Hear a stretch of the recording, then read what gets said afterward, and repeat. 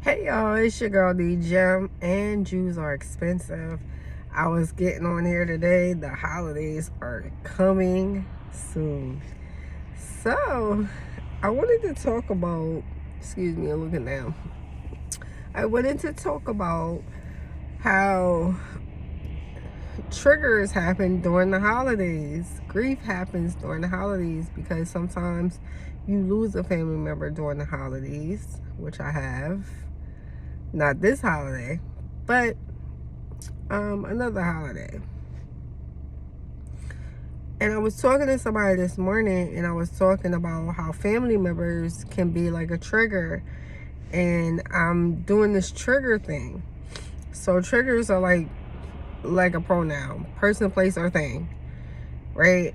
Smells, just something that ignites the memory of something in your life that was at a disadvantage. But I was questioning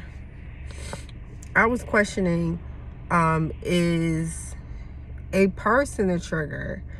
And then I did some research and found out, even if you're, because I'm definitely not doing triggers on like emotional, or excuse me, not emotional, but physical, some type of physical abuse. I've never experienced that, so I'm not talking about that. I'm talking about more emotional, childhood, trauma. And I was just like, can a person that doesn't acknowledge that you have experienced trauma through your childhood be a trigger? When you see them, can that be a trigger? And I started doing the research, and it said yes.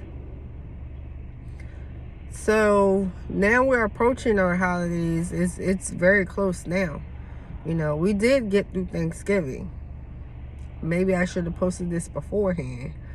But we did get through Thanksgiving, and then it's like, all right, so I got to deal with certain people.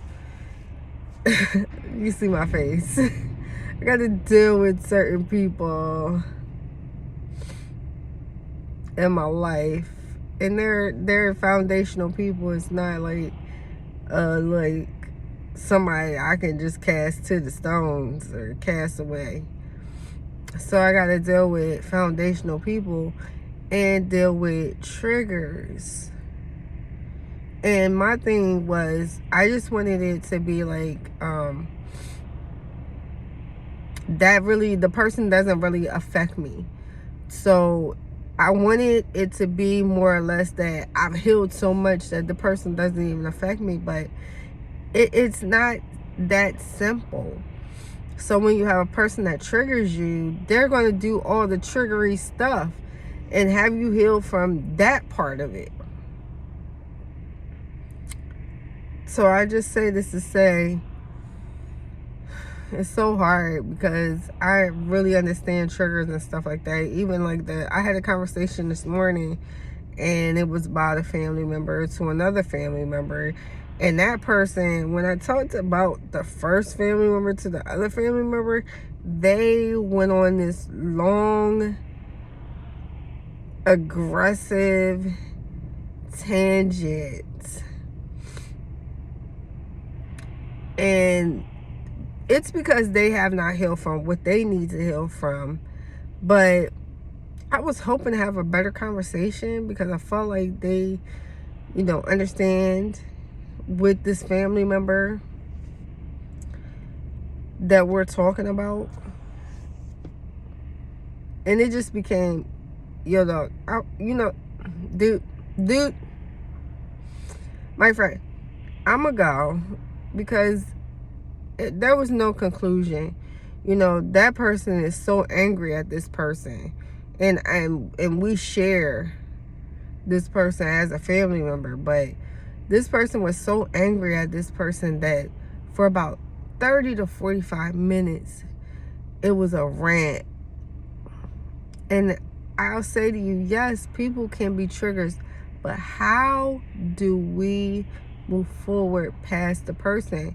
Especially if it's a family member that's a foundational family member that we cannot replace.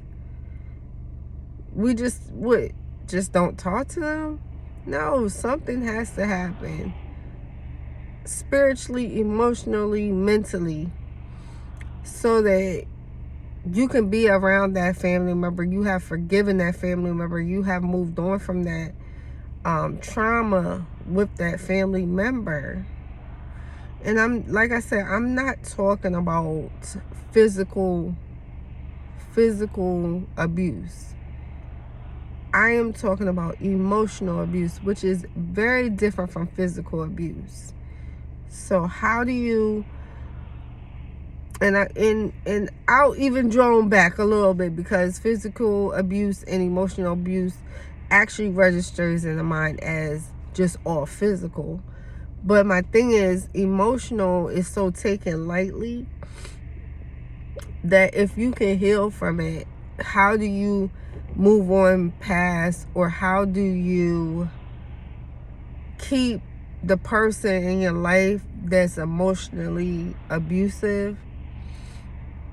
Or how do you do that? I'm just trying to figure I'm just trying to figure it out. Trust and believe. So I'm gonna stop there. I think that people can be, I think that people can be a trigger for you. I had a couple different other triggers, not just this situation, but other past people trying to come back through, trying to come in, trying to, you know, get on with this excellentness. And those were triggers for me, but I was able to shut things down. I was able to just be like, you know what, I don't have to deal with what they're giving me. And a lot of times I think people don't set those boundaries. They don't set up the boundaries to say, okay, well, if I go back, if I decide I'm gonna go back, then what boundaries, where am I going to stop the trauma? Where am I going to stop the behavior that I don't like? So for me, like, I put up boundaries, and then after that, if you don't adhere to them boundaries, then all right, cool. You know what?